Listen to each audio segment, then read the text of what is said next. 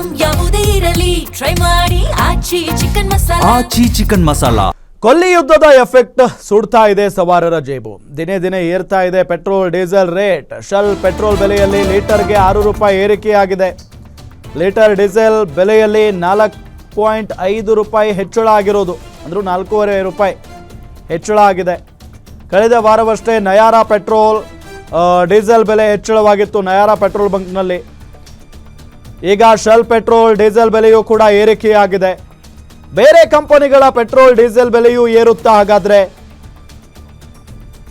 Petrol diesel ಬೆಲೆ ಏರಿಕೆಯಿಂದ ವಾಹನ ಸವಾರರಿಗೆ ಹೊರೆಯಾಗಿರೋದು. ದಿನೇ ದಿನೇ ಬೆಲೆ ಏರ್ತಾ ಇದ್ರೆ ಜೀವನ ಮಾಡೋದು ಹೇಗೆ? ಪಾಪ ಈ ರೀತಿಯಾಗಿ ವಾಹನ ಸವಾರರು ಅಳಲನ್ನ ತೋಡಿಕೊಳ್ತಾ ಇದ್ದಾರೆ. ನೋಡಿ, ಶೆಲ್ ಪೆಟ್ರೋಲ್ ಡೀಸೆಲ್ ಬೆಲೆ ಹೆಚ್ಚಳ ಆಗಿರೋದು.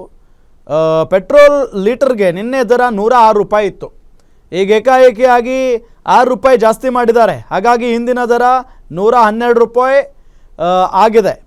ಸೊ ಇನ್ನು ಡೀಸೆಲ್ ದರ ನಿನ್ನೆ 94 ರೂಪಾಯಿ ಇತ್ತು. ಇವತ್ತಿನ ದರ ನೋಡಿದರೆ 98 ರೂಪಾಯಿ ಆಗಿದೆ.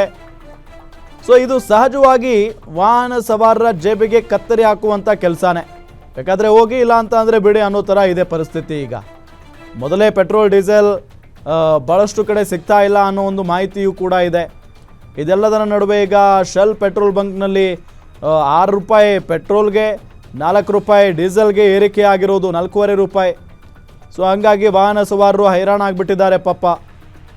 ಜೊತೆಗೆ ಈ ಯುದ್ಧ ಯಾವಾಗಪ್ಪ ಮುಗಿಯುತ್ತೆ, ಯಾವಾಗಿದೆಲ್ಲ ಬಗೆಹರಿಯುತ್ತೆ ಅನ್ನೋ ನಿಟ್ಟಿನಲ್ಲಿ ಜನ ಪ್ರಾರ್ಥನೆ ಮಾಡ್ಕೊಳ್ತಾ ಇದ್ದಾರೆ. ಒಂದು ಕಡೆ ನಯಾರಾ ಪೆಟ್ರೋಲ್ ಬಂಕ್ನಲ್ಲಿ ಕೂಡ ಪೆಟ್ರೋಲ್ ಡೀಸೆಲ್ ದರ ಏರಿಕೆಯಾಗಿರೋದು, ಮತ್ತೊಂದು ಕಡೆ ಶೆಲ್ ಪೆಟ್ರೋಲ್ ಬಂಕ್ನಲ್ಲಿ ಈ ರೀತಿಯಾಗಿ 6 ರೂಪಾಯಿ, 4.5 ರೂಪಾಯಿ ಪೆಟ್ರೋಲ್ ಡೀಸೆಲ್ಗೆ ಏರಿಕೆಯಾಗಿದೆ. ಇದೆಲ್ಲದರ ನಡುವೆ ಈಗ ಬೇರೆ ಬೇರೆ ಪೆಟ್ರೋಲ್ ಬಂಕ್ಗಳಲ್ಲೂ ಕೂಡ ದರ ಏರಿಕೆ ಆಗಿಬಿಡುತ್ತಾ ಅನ್ನೋ ಆತಂಕದಲ್ಲಿ ವಾಹನ ಸವಾರರಿದ್ದಾರೆ.